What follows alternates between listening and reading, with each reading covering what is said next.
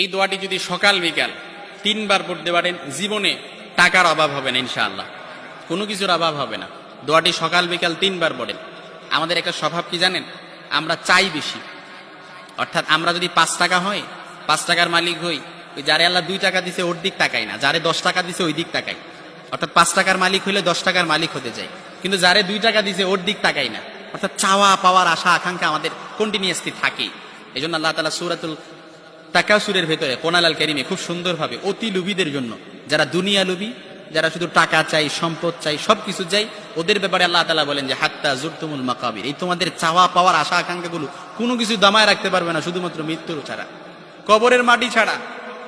এই জন্য যারা চাওয়া বেশি, যার পাওয়া বেশি, অত আকাঙ্ক্ষা সবকিছুই, ওই দেখবেন মৃত্যু আকাঙ্ক্ষা, আমাদের যত রকমের আশা আকাঙ্ক্ষা থাকুক, এগুলো সবকিছু দামায় রাখবে শুধুমাত্র কবরের মাটি ছাড়া। এই জিব্বাটারে কোনো কিছু দামায় রাখতে পারবে না বনি আদমের এই সন্তানগুলো।